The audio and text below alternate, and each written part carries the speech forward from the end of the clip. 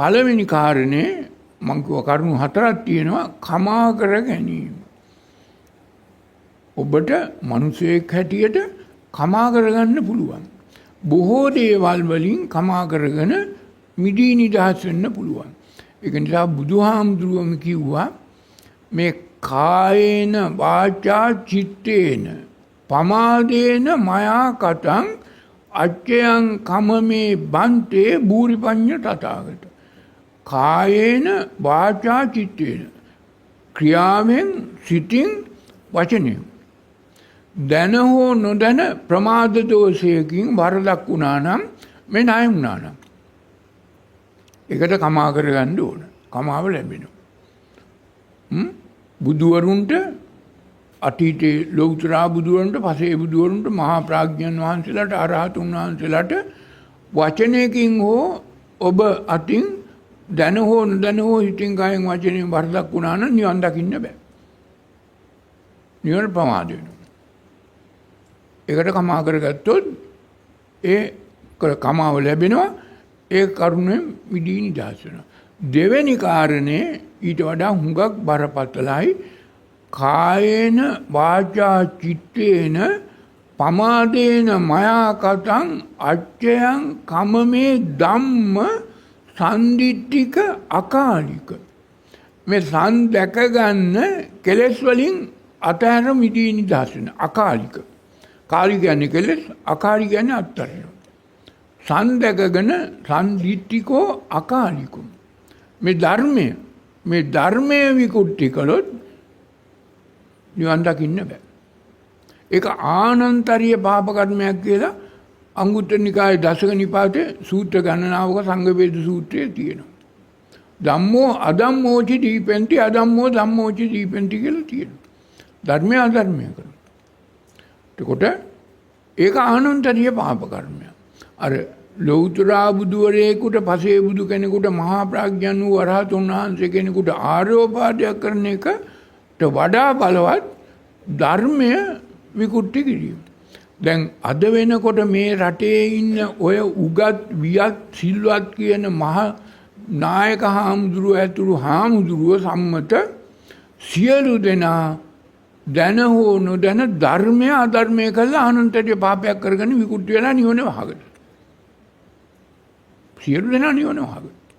මොකද හේතුව දැන් බුදුහාමුදුරුවෝ දේශනා කරපු මජ්ක්‍ධිමා පටිපදා භගවතේන සම්බුද්ධා අභිසම්බුද්ධා මජ්ක්‍ධිමා පටිපදා කියන එක අද වෙනකොට මේ සුද්ධෝ එංගලන්තයට ගියාම මේ ත්‍රිපිටකය මේක පරිවර්තනය කළා ඉංග්‍රීසියට. ඒ කාලේ හිටියලු ඉංග්‍රීසි ටිකක් දන්න මේ ගාල්ල පැත්තෙන් ගියා අප්පුහාමි කියලා මිනිහෙක්. මේක තියෙන ඔක්කොම ඕල්ඩන්බර්ග් පදනමේ සටහන් වල අප්පුහාමි කියලා කෙනෙකුයි රතනසාර කියලා හාමුදුරුවන්කුයි හිටියලු. දැන් මේ සුද්ධෝ අපේ සිංහල අකුරෙන් ලියපු ත්‍රිපිටකය 1860 ගණන් වල ජෝර්ජ් ටර්නර් කියන පුද්ගලයා එංගලන්තයට අරන් ගියා. ওই කෑගල්ලේ මාතුලාල්ුනේ තිබුණු පුස්කොළ පොත් ටික අරන් ගිහිල්ලා ඒගොල්ලොන් හිතුණා මේකේ මොන හරි වැදගත් දෙයක් තියෙනවා කියලා. ඊට පස්සේ මේ ජෝර්ජ් ටර්නර් කියන පුද්ගලයා මැලේසියාම හැරිලා මැරුණා. ඊට පස්සේ මේ ඕල්ඩන්බර්ග් කියන ෆවුන්ඩේෂන් එකක් දාලා රීස් ඩේවිස් මැතිනිය ජෝර්ජ් ගයිගල් විල්හෙල්ම් මෙහෙම පුද්ගලයෝ ගණනාවක් එකතු වෙලා මේ සොසයිටි එකක් ඇති කරගත්තා. පදනමක් ඕල්ඩන්බර්ග් ෆවුන්ඩේෂන්. මේ ෆවුන්ඩේෂන් එක මේ සිංහල අකුරෙන් තිබිච්ච මේවා ඉංග්‍රීසියට පරිවර්තනය කළා. පාලි ටෙක්ස්ට් බුක් හැටියට පරිවර්තනය කළා. ඒක 1870 ගණන් 80 ගණන් 90 ගණන් 2000 විතර වෙනකම් මේ 1800 ගණන් 900 විතර වෙනකම් ඕවා පරිවර්තනය කළා. එංගලන්තේ ඔක්කොම පරිවර්තනය කරපු පොත් එංගලන්තේ තියෙනවා, ලංකාවෙත් තියෙනවා. මෙන්න මේ පරිවර්තනය කරද්දී මේ මහා සතරාතිපට්ඨාන සූත්‍රයේ ධම්මචක්කප්පවත්තන සූත්‍රයේ තියෙන මජ්ක්‍ධිමා පටිපදා කියන එක ඒගොල්ලන්ට ටිකක් තේරුම් ගන්න බැරි වුණා. ඔය අප්පුහාමිගෙනුයි රතනසාර කියන සිවුරුදාගත්ත හාමුදුරුවන්ගෙන් ඇහුවාම කිව්වා මේ ඒගොල්ලෝ වචනයක් දුන්නා මිඩල් පාත්. මිඩල් පාත් කියලා නමක් දන්නවා. මජ්ක්‍ධිමා පටිපදා කියන එකට ඒගොල්ලෝ දැම්ම පරිවර්තනය කළා. අද තියෙන පාලි ටෙක්ස්ට් බුක්ස් එකේ මිඩල් පාත්. මිඩල් පාත් සිංහලට පරිවර්තනය කරා මැද මාවත මැදුම් පිළිවෙත මධ්‍යම ප්‍රතිපදාව. අද වෙනකොට මේ චැනල් වල රූපවාහිනී වල අරවැය මේවැය ඔක්කොම පන්සල් වල ධර්මයේ දේශනා කරන උගත් පාලි බෞද්ධ විශ්වවිද්‍යාල මහාචාර්යවරු උගන්වන්නේ කියා දෙන්නේ ළමයින්ට මේ මජ්ක්‍ධිමා පටිපදා කියන එක මැදමාවත මැදුම් පිළිවෙත මධ්‍යම ප්‍රතිපදා. එහෙම එකක් නැහැ. මේක තියෙන්නේ මජ්ජි කියන්නේ මද, මත්වීම, මද, පමද, අප්පමද.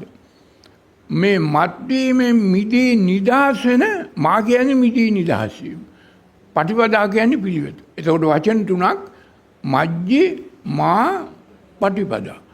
මත්වීමෙන් මිදී නිදහස් වෙන පිළිවෙත අනුස්සති වැඩි වීම. අද මොකද්ද? මධ්‍යම ප්‍රතිපදාවක් ගැන කතා කරනවා. ධර්මය අධර්මය කළා, අධර්මය ධර්මය කළා, විනය අවිනය කළා, මේ අරිය ධර්මය ඔක්කොම විනාශ කළා, වෙනස් කළා.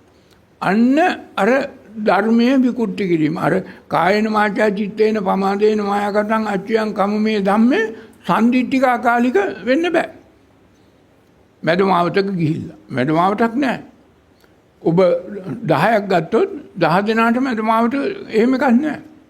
හැබැයි මත්වීමෙන් මිදී නිදහස් වෙන ප්‍රතිපදාව රාග මදේ, දේශ මදේ, මෝහ මදේ එකයි. ධර්මයේ විකෘති කළා.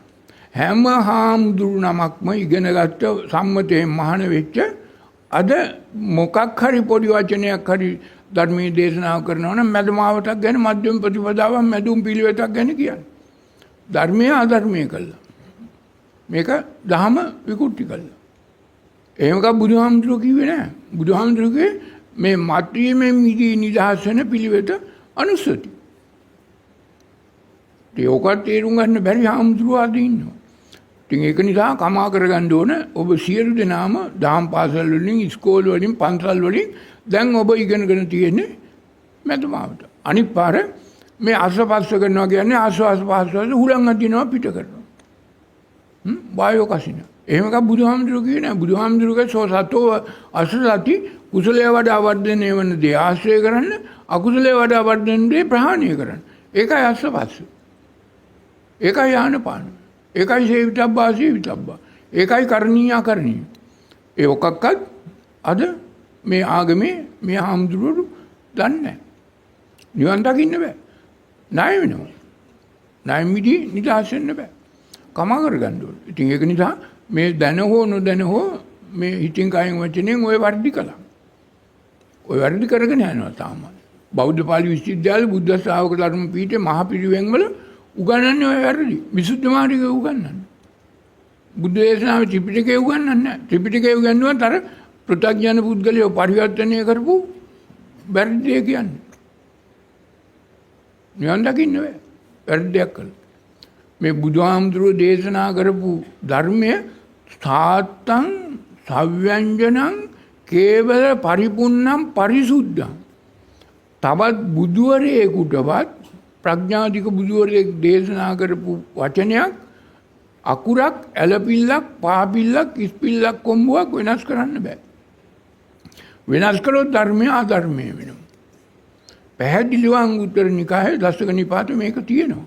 මෙච්චර තිබිලා ඔය බොහෝ දෙනෙක් ඔය ත්‍රිපිටකයේ පරිවර්තනය කරපු මිනිස්සු බකපඬිතුයෝ 100%ක්ම බුදුහාමුදුරන්ගේ දහම අර අංගුත්තර නිකායේ තියෙන අධර්මයක් බවට පත් කළා. සම්දිත්තිකාකාලික නැහැ. ඒක නිසා කමා කරගන්න ඕනේ. මේ කමා කර ගැනීම ඊට පස්සේ දැන් පළවෙනි එක කායේන වාචා චිත්තේන පමාදේන මයාකටං අච්චයන් කම්ම මේ බන්තේ, දෙවෙනි එක අච්චයන් කම්මේ ධම්ම, තුන්වෙනි එක අච්චයන් කම්මේ සංඝ. කයින් හොතින් වචනෙන් හෝ සංඝ කියන්නේ සංසාර සම්බන්ධයේ ගසා දැමු. අඩුම වශයෙන් සෝතාපන්න සකදාගාමි ඵලයටවත් පත් වෙන්න ඕන. සකදාගාමි අනාගාමි අරියත් ඵලයටපත් වුණා නම් සංඝ. මේ හාමුදුරු නමක් මහණ වුණාට අවුරුදු 60ක් 70ක් උපසම්පදා වෙලා හිටියයි කියලා සංඝ කියන්න බෑ. බික්කු. සංඝ කියන්නේ සංසාර සම්බන්ධය ගසා බිඳ දැමූ පුද්ගලය. ආයි මේ උපත ලබන්න බැරි තත්වයට මගඵල ලැබූ කෙනෙකුට. විතරයි සංඝ කියන්න පුළුවන්. සංඝ කියන්න බෑ. දැන් බික්කු සංඝස්ස දේම. අපි දානයක් දෙනකොට මේ කොටස් දෙකක් ඉන්නවා. බික්කු සංඝ. බික්කු දානයක් තමයි අද දෙන්නේ. සංඝ දානයක් දෙන්න නම් අඩු ගානේ එක පුද්ගලයෙක් හරි ජාතසෝතාපන්න හෝ සෝතාපන්න හෝ ඊට ඉහළ මගඵල ලැබූ කෙනෙක් ඉන්න ඕනේ සංඝ දානයක් වෙන්න. එහෙනම් ඒක බික්කු දානයක්. අපි හිතමු BMICH එකේ 3000ක් විතර ගෙනල්ලා හාමුදුරුවෝ ඔක්කොම නායක කාරක අරක මේක ඔක්කොම ලගේනවා නායක. අර BMICH එකේ ඒක බික්කු දානයක් මිසක් සංඝ දානයක් වෙන්නේ නැහැ. එතන අඩු ගානේ එක මගඵලලාභියෙක් හරි එක ජාතසෝතාපන්න කෙනෙක් හරි හිටියොත් විතරක් බික්කු සංඝස්ස දේම කියන්න පුළුවන්. නැත්නම් ඒක බික්කු දානයක්. මගඵල ලැබූ කෙනෙක් ඔයගේ සම්දර්ශන වලට යන්නේත් නැහැ. ඔයගේ සම්දර්ශන වලට යන්නේ නැහැ. ඒක නිසා ඒක බික්කු දානයක්ම තමයි.